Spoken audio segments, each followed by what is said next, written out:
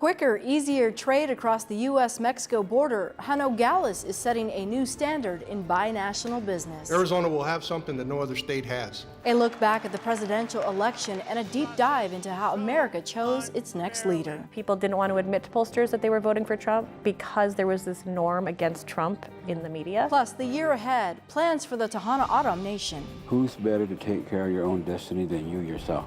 Those stories and more on the next Arizona Week.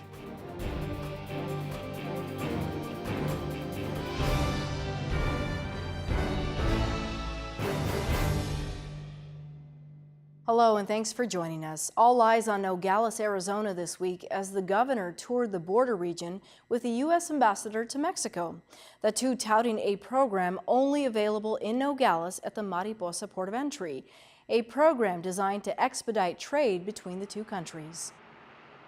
This is the Mariposa Port of Entry in Nogales, an economic driver for Arizona. More than 5 billion pounds of produce moves through these lanes every year. 50 kinds of fruits and vegetables. Last year, this port of entry underwent a multi-million-dollar expansion. The goal to improve and expedite the process of cross-border trade. There are 13 lanes for privately owned vehicles and 8 lanes to process commercial trucks, phases in a program to improve international commerce. Our jobs in CBP is to help the private industry bring revenue into Arizona and to the United States. Conversely, Mexico has to do the same thing. It's called the Unified Cargo Processing Program. You unified 3 inspection areas into one.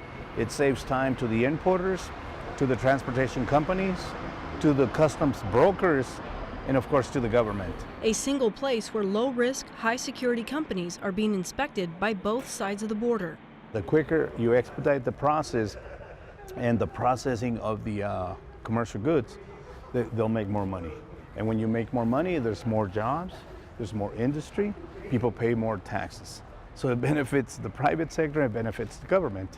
At the port, Governor Doug Ducey, who says the program is working. Time is really money in business and in commerce and on the border. So when we have Arizona companies that have saved $700,000 plus in the first 30 days of the program, well, that means phase 1 and phase 2 have been incredibly successful. We want to build on that. There are similar plans for this kind of movement at the ports in San Luis and Douglas. We'd like to see it grow much more quickly. And when you have a good trade relationship and you have a good relationship at the border, that's the trucking, the tourism, the trade that comes across. We'd like to increase that. A historic effort giving Arizona something no other state has, and it's bringing business to Arizona. What's more important about this unified cargo processing is it's going to change the way we think about the border in the future. It's going to change our mindset. Mexican government authorities have spent millions on infrastructure to improve Highway 15 that connects Mexico City with the border in Nogales. And Governor Ducey, I know that in the last 2 years, you have also led Arizona by investing millions to modernize and ensure that your roads take advantage of this connectivity. Roberta Jacobson is the U.S. ambassador to Mexico and says as the United States enters into a political era, programs like this will serve as a model for how the two countries can work together.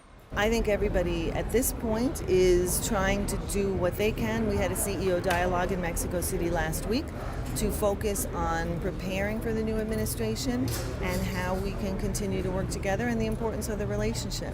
So that's what we're all doing, and I think that a lot of leaders in the private sector are doing that as well. And this is one of the best examples I can imagine. The work at the port of entry, a binational effort, something the mayor of Nogales, Sonora wants to see more of. I was able to speak with Mayor Temo Galindo. He shared his thoughts on the economy. The people in Mexico, the people in the privacy sector, in the enterprise sector, there is some nervous because what is going to happen when the new president of U.S. assumes his charge. So that is a reason because of the peso is going to lose some of his value. And Mayor Galindo also talking about what a Donald Trump presidency means for Mexico. His proposals in his campaign could put in some risk the relations between both countries, but we hope that in the practice that we assume the president of the U.S., he could be to give continuity to all the programs that we have, like this checkpoint together between the two governments. The election of Donald Trump still igniting emotion and conversation, but also raising questions about the future. An analysis now by Samara Clark, a political scientist at the University of Arizona, and Frank Sotomayor, a retired journalist who served for 35 years as an editor at the LA Times and also a Pulitzer Prize winner. My thanks to both of you for being here. Thank you so much. Thank you. Dr. Clark, we'll start with you. This is what you have been studying over the last 16 months or so. Yeah. Were you surprised by the election of Donald Trump? You know, I was. A lot of my research has indicated that voters have a real disdain for both parties, and they really were craving sort of a non-establishment candidate. So I wasn't surprised by his rise, but I was certainly surprised by his victory. I thought that Trump certainly had a lot of potential to gain support among people who were tired of sort of the politics as usual kind of candidates. And Hillary Clinton really embodies that candidate. But, you know, perhaps it was my own blindness, but I didn't see him really crossing the threshold and winning. And that was largely based on a lot of the polling results that we were seeing. The pollsters were suggesting that Trump just wasn't going to make it to 270, and he certainly did. Now, Frank, I can imagine as a retired journalist, you're sitting at home watching this unfold. Were you caught off guard by his win? Well, a little bit, but I must say, first of all, that this was the most unpredictable election. I think we had surprises every day. And who would have expected so many things, you know? So I call it almost, I don't like to use too many superlatives, but unprecedented, unique, surprising, almost any adjective you want to throw out there. Mm-hmm. So I thought Hillary Clinton would win, but then about 11 days before the election, the FBI director said that they were going to do further investigations of some of her emails that contained her name. So I started thinking, oh my goodness. And sure enough, all the things about crooked Hillary, about jail Hillary came out. And I think it fed and motivated the Trump voters. And I think some of the people that were not quite as sure about Clinton might have stayed home. Mm-hmm. That besides the polling, that was wrong. And I hope that you get a chance to talk about that a little bit later. Samara, how did that happen where the pollsters, who run the data and look at the numbers and take feedback from voters, how did it happen that they too were caught off guard? Sure, so if you look at the national level polling, it actually wasn't off by that much. Okay. Most pollsters predicted that she would win the popular vote, which she did, and often they predicted it by just a couple of percentage points, and that seems to be what happened. Where they really erred was in the state level polling, particularly in the Midwest, in the Rust Belt states, in Michigan, Pennsylvania, Wisconsin, Ohio, the places, Florida, a lot of these places where she had these surprising wins. Mm-hmm. A lot of my analysis recently does suggest that Trump supporters were hesitant to admit their support. There was potentially some social desirability bias going on, where people didn't want to admit to pollsters that they were voting for Trump because there was this norm against Trump in the media. Another big problem for pollsters, from what I hear from my friends in the polling industry, is that it was just really hard for them to predict who was actually going to vote. So there's sort of two elements to polling. One is measuring everyone's preferences, who they actually want to vote for. The second element, which is a lot harder, is figuring out who's actually going to go vote on election day. That's really tricky. If you ask someone whether they're going to vote, they'll often tell you they will or they hope to, but election day rolls around, the kids are sick, they're late for work, the weather's bad, the car's not running, and they don't make it to the polls. Right. So that's kind of the part that seemed particularly difficult this year. A lot of people coming out to vote that they hadn't expected to vote.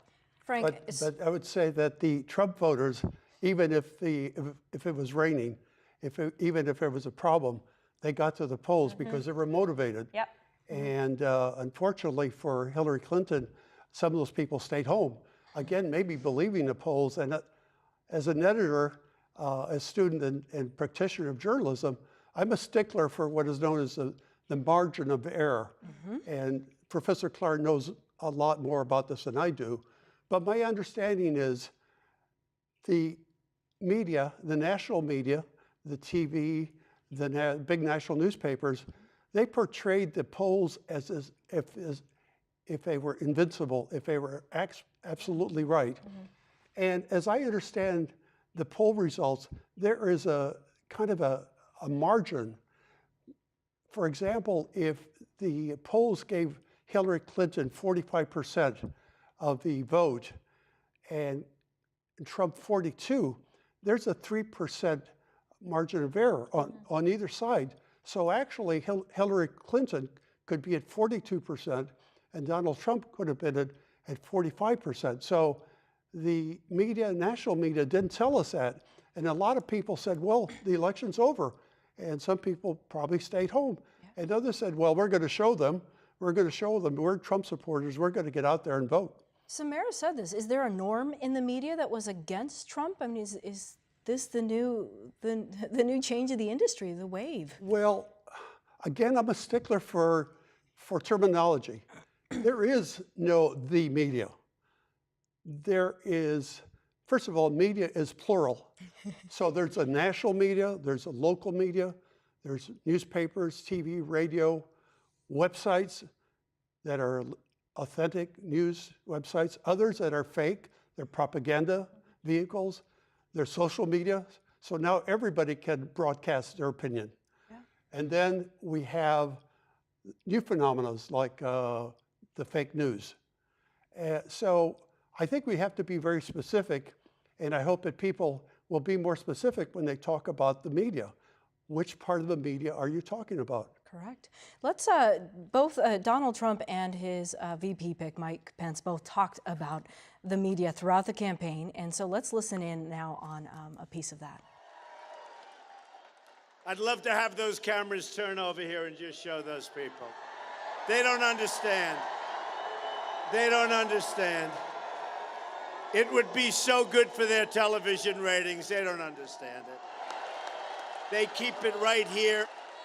Oh, I wish the cameras would turn these cameras. People don't have any idea what's going on, do they? Huh? They know.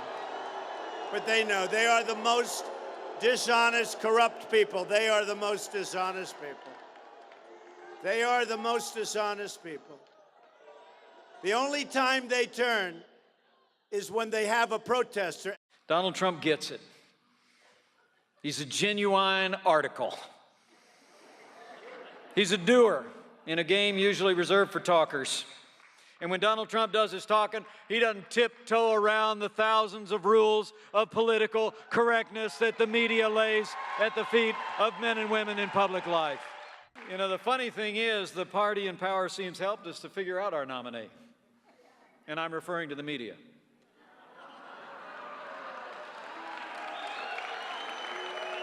You know, the Democrats in the mainstream media, it's amazing. I mean, they all keep telling each other that the usual methods are going to work, right? Another issue comes up. They breathlessly run to their cable television shows. They keep thinking they've done him in, only to get up the next morning and Donald Trump is still standing stronger than ever before and fighting every day for the American people. Samara, is that true?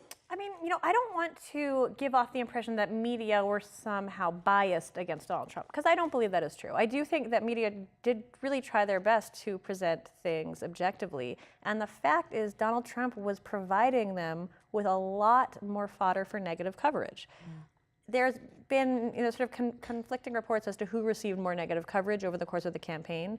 I think, you know, Thomas Shorenstein at Harvard University released a big report showing that various parts of the election, Clinton received more negative coverage and then Trump received more negative coverage depending on what was happening. But overall, the media did tend to report on these very you know, outrageous things that Trump would say. Now, those were clips that were here in Tucson and in Phoenix. And in Phoenix, right. Does that also play a factor when you know these candidates are coming to a conservative state and feeling like we've got to make sure they know how we feel about the media? I mean, does it matter what sort of state you come from at that point, Frank? Well, I think that politicians do tailor their message to the audience to some degree. But going back to your question, I don't think that the media, or let's say the large national press, was against Trump, but they made a lot of mistakes. They made a lot of mistakes, and at the beginning, they were too easy on Trump. They gave him a lot of free airtime. Later on, they didn't recognize what was really happening, and again, they didn't go out into the rural areas of the Midwest where people were concerned. People were angry. So the media was in error on a lot of things. I don't think they intentionally did that, but Journalists are humans, and they make mistakes, and unfortunately, they talk to each other too much. They're in this bubble, and then on the other side, maybe the Trump supporters were in their own bubble. They didn't care what the Washington Post or LA Times or New York Times said. They were getting feedback from Fox News or from their own other special media that they followed. Now, Samara, you use the media to sort of create your thought or your research on where you place some value moving forward. What does this mean? Will you trust the media again? Well, you know, first of all, I think that Donald Trump was running a very effective campaign on fighting against the establishment. Okay. And the media was a really important foil for him because media are seen as establishment. So Donald Trump, when he was attacking media, he was reminding the crowds that they don't want establishment. They don't want an establishment candidate. They don't want business as usual. They want something new. So Donald Trump was really trying to effectively link media with establishment politics. I think he did it extraordinarily well. I don't think this means that media are useless, that we can't trust them, that we can't predict them, or that we can't trust them to make predictions. I think that, you know, a lot of it was rhetoric. I don't think that this should cause us to question the media sources that we trust. I do agree very much that I think this was sort of a call to all pundits, all academics to try to reach out of their bubbles, their echo chambers, whatever you want to call it, to get some new perspectives. And that's something that we've known for several years. It's probably just reached a boiling point in this election.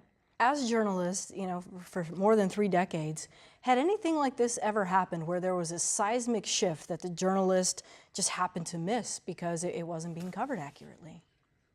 Well, it's hard for me to remember such an event like this one.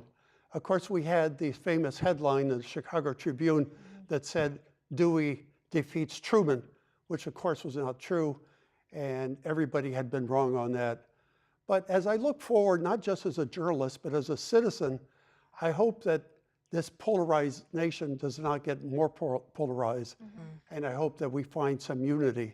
You know, we have a National Day of the Horse, the National Day of the Mutt. I hope we can come up with a National Day of U.S. unity, and I hope that we grow closer and not more far apart. I think another part of this will be that Donald Trump did not speak like traditional candidates. He said things that people may be thinking but didn't say. Yeah. Here's another clip that we were able to capture. Real change also means getting rid of the corruption in Washington, D.C. But to be a rich nation, we must also be a safe nation. A Trump administration will secure and defend the borders of the United States, and yes, we will build a wall. We're going to eliminate every unnecessary job-killing regulation. We'll cancel every illegal Obama executive order. We're going to stop the massive inflow of refugees and keep radical Islamic terrorists the hell out of our country. Americans can elect someone who literally personifies the failed establishment in Washington, D.C., or we can choose a leader. We can choose a leader who will fight every single day to make America great again. It's change versus the status quo. And that, of course, Mike Pence talking about how Donald Trump is not a traditional candidate. He's not a politician. Right. Frank, did that sort of set the tone for this election?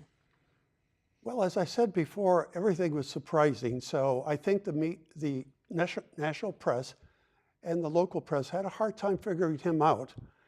And I think that, again, as Dr. Clara said, we have to be more thoughtful next time. We have to be more careful. We have to be more proactive in reaching out to people. But I do hope that we can establish, as a nation, a little bit of a common set of values, a common set of facts. We could disagree politically, Democrats, Republicans, independents, but if we can't agree on the facts, then we're going to be in trouble. So we need to trust the media to some extent. But again, our president-elect says he doesn't trust the CIA, so we could be in trouble there. Samara, where does this take us from here? I mean, there's skepticism around politics, bureaucracy, the media. What does that mean for the future? Well, I think going forward, all we can really hope for is that Democrats and Republicans can try to work together. It's going to be a very difficult 4 years. The Republicans have control of the White House, Senate, Congress, 2/3 of the state governorships in the United States. So it doesn't seem like there's going to be a lot of structural opportunities for bipartisanship, but I think the sooner that people can put the election behind them ultimately and try to work together, the better. Unfortunately, we have more and more scandals coming out every day about Russia hacking, trying to alter the outcome, and this just makes it really difficult for Americans to accept the electoral outcome, understandably.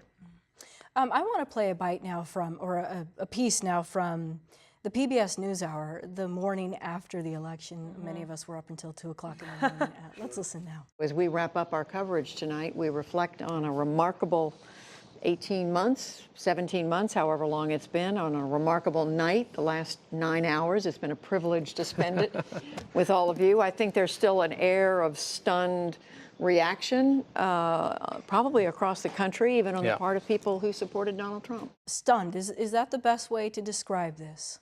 Frank? Yes, I think that's a good one. I think shocked, but I was a little uneasy.